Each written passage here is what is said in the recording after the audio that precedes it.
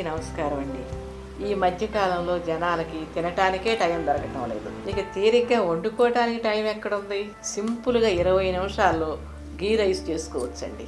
మంచి టేస్టీగా ఉంటుందండి. ఒక్కసారి ట్రై చేయండి, నేను చూపిస్తాను మీకు. ముందుగా కావలసిన పదార్థాలు: బాస్మతి రైస్, నెయ్యి, కిస్మిస్, కాజు, బిర్యానీ ఆకు, దాల్చిన చెక్క, యాలకులు, లవంగాయలు, మిరియాలు, ఆనియన్స్, ఉప్పు, నిమ్మరసం.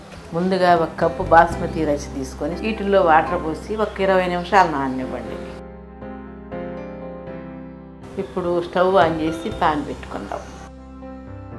ఇందులో 2 టేబుల్ స్పూన్లు నెయ్యి వేసుకోవాలి.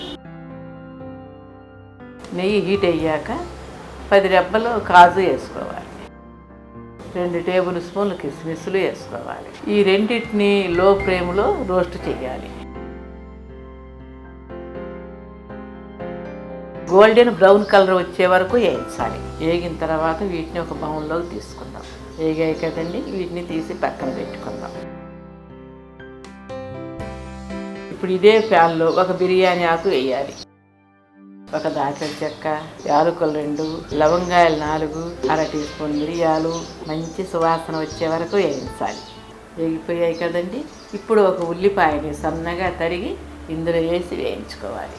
అలాగే ఒక మిర్చి కూడా కట్ చేసి వేసుకోవాలి. వీటిని కూడా గోల్డెన్ బ్రౌన్ కలర్ వచ్చే వరకు వేయించాలి.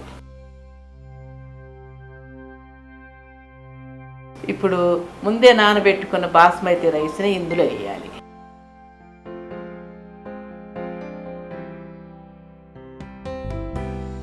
బియ్యం విరిగిపోకుండా సున్నితంగా 1 నిమిషం పాటు వీటిని కూడా కలుపుకోవాలి.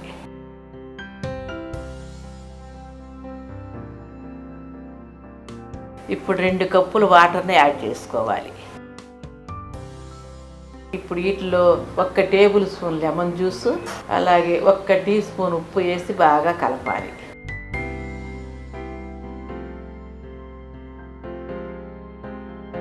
ఇప్పుడు మూత పెట్టి 3 విజిల్స్ వచ్చే వరకు ఉడికించాలి.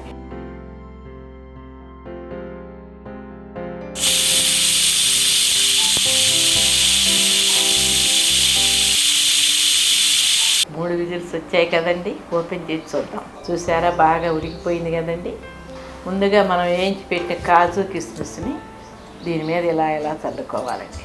అలాగే 2 స్పూన్లు నెయ్యి కూడా పైన వేసుకుందాం.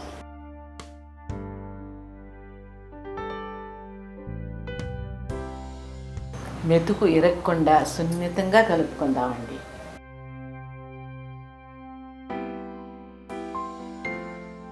చూసారా, చక్కగా రెడీ అయిపోయింది. దీన్ని ప్లేట్లోకి వడ్డించుకొని కుర్మాతో సర్వ్ చేసుకొని హ్యాపీగా తినేయటమేనండి. అంతే. మీరు కూడా నేను చేసినట్టే చేసి ఎలా ఉందో నాకు చెప్పాలండి.